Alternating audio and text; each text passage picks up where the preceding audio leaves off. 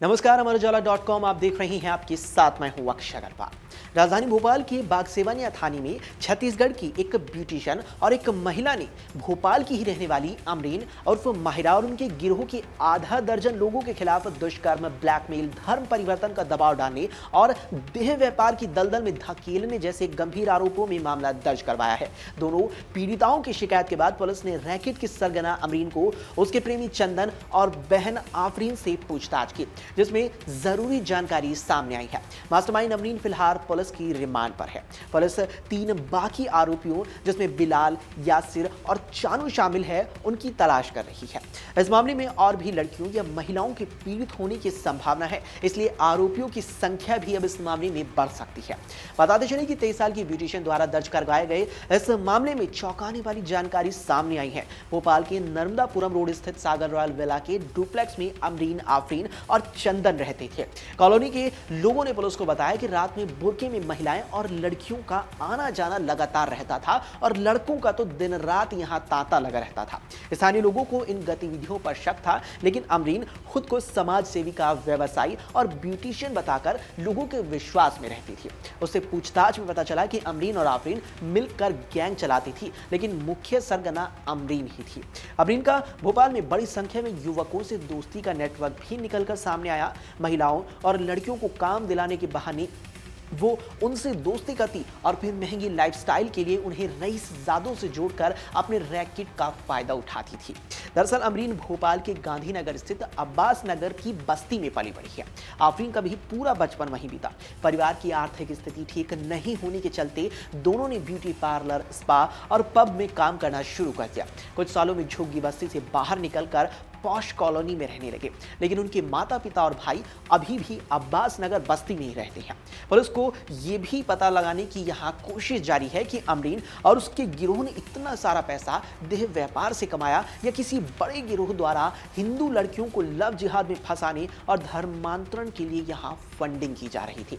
हिंदू उत्सव समिति के अध्यक्ष चंद्रशेखर तिवारी ने कहा कि भोपाल में हिंदू लड़कियों को जिहादियों के चंगुल से बचाने और फंस चुकी बेटियों को दलदल से बाहर निकालने के लिए मोहल्ला स्तर पर महिला ब्रिगेड बनाने की तैयारी की जा रही है। ये ब्रिगेड लड़कियों और महिलाओं को जागरूक करेगी। इसके लिए हिंदुत्व समिति और संस्कृति बचाओ मंच अभियान शुरू करने की अभी फिलहाल योजना बना रहा है। क्या आपको क्या बोल के बुलाया गया था कि क्या काम? मुझसे भी यही बोला था कि किसने बुलाया था? आपसे क्या बोला था? मुझे संजना ले गई थी उसके बाद से मुझे पता नहीं है कुछ। और थोड़े दिन रुकने के बाद यहाँ पर मेरे साथ गलत हुआ अब्बास नगर में और ये सागर रोल विलास में। उसके बाद काफ़ी टाइम हो गया कि अमरीन बोलती है कि मेरी तबीयत वगैरह ठीक नहीं रहती है, तो हम चलते हैं, साथ में चल लो मेरे। ये बोलकर मुझे अहमदाबाद लेके गए और अहमदाबाद ले जाने के बाद जहाँ वो रहती थी वहाँ पर उनका कोई यात्री नाम का है, उन्होंने मेरे साथ गलत किया। उसके बाद जो कई जगह पे मुझे लेके जाती थी साथ में और छोड़ छोड़ के वहाँ से भाग जाती थी।